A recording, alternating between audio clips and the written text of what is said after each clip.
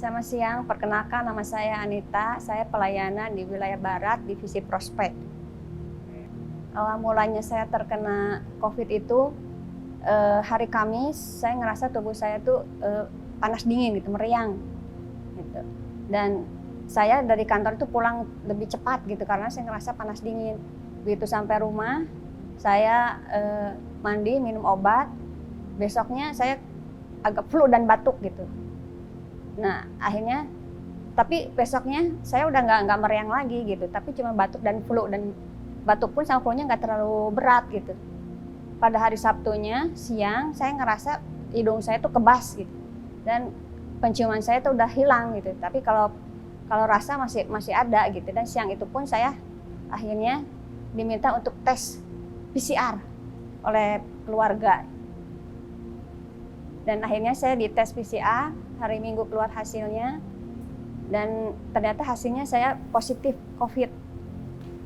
Itu awal mulanya saya tahu bahwa saya terpapar COVID. Setelah saya dapat hasil bahwa saya positif terpapar COVID, saya memang sedikit agak gimana gitu ya, agak kaget gitu ya, tapi saya berusaha untuk tenang gitu ketika saya mendengar kabar saya positif COVID. Tapi ketika keluarga saya mendengar saya positif COVID, mereka agak gelisah gitu. Mereka di rumah mereka panik gitu, nggak dengar saya terpapar COVID. Dan yang saya pikirkan ketika saya terpapar COVID itu adalah saya harus menjauh dari keluarga saya gitu. Apalagi di rumah saya ada orang tua yang sudah lanjut usianya gitu. Jadi yang ada dalam pikiran saya itu saya harus keluar dari rumah ini supaya saya tidak menularkan ke orang tua gitu. Karena orang tua pun di rumah dia punya penyakit bawaan gitu.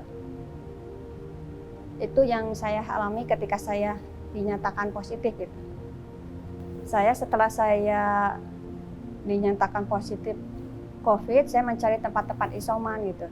Pertama ketika saya dinyatakan positif, saya menghubungi dulu pembimbing saya gitu, memberitahu pembimbing saya bahwa saya positif COVID gitu. Setelah saya memberitahu pembimbing saya memberitahu ke Ketua Wilayah Barat sama Ketua Divisi Prospek dan Biro Diakonia serta Diakonia di Wilayah Barat gitu. Saya beritahu ke mereka dan saya minta tolong mereka untuk mencarikan tempat isoman buat saya gitu.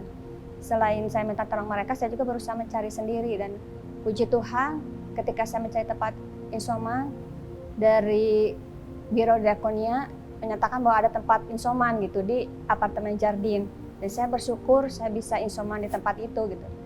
Hari itu tuh hari Senin saya mulai isoman di apartemen Jardin. Isoman itu saya masuk Senin malam, jam 9 malam saya masuk ke tempat isoman itu ya. Selama saya isoman di apartemen Jardin, saya bersyukur untuk setiap pertolongan Tuhan gitu ya, karena isoman di apartemen Jardin itu akses untuk orang luar masuk itu susah gitu. Jadi saya yang harus keluar sendiri gitu. Kalau ada orang yang membantu saya harus turun gitu ke bawah gitu. Dan selama isoman itu saya berdoa sama Tuhan, saya nggak mau terjadi sesuatu dengan saya gitu, karena ini akses untuk masuk ke sini susah gitu. Saya nggak mau terjadi sesuatu dengan saya. Saya percaya bahwa saya pasti sembuh, saya pasti sehat karena saya memiliki Tuhan yang luar biasa gitu. Jadi selama isoman itu saya memperkatakan iman saya gitu, bahwa saya kuat, saya sehat gitu. Dan selama isoman juga saya nggak bisa dipungkiri gitu bahwa saya merasakan ada sedikit kegelisahan, sedikit ketakutan gitu, karena saya sendiri di sana dan saya banyak mendengar berita-berita tentang COVID gitu, dan tentang ada rekan-rekan yang terkena COVID, ada rekan-rekan yang meninggal gitu, membuat saya sedikit ketakutan dan cemas gitu ya. Tapi ketika saya merasa ketakutan itu, Tuhan mengingatkan saya untuk saya tidak takut, untuk saya tidak khawatir gitu, karena saya memiliki gembala yang baik gitu. Tuhan selalu mengingatkan firman Tuhan di Mazmur 23 bahwa Tuhan adalah gembala yang baik yang tidak pernah meninggalkan saya, yang selalu ada bersama dengan saya gitu. Ketika saya isoman sendiri di apartemen gitu, dan sehari-harinya saya selama isoman itu yang saya lakukan adalah ya saya pagi-pagi ya saya olahraga gitu ya, dan tapi sebelumnya ya saya harus melakukan saat teduh gitu ya, datang kepada Tuhan di pagi hari.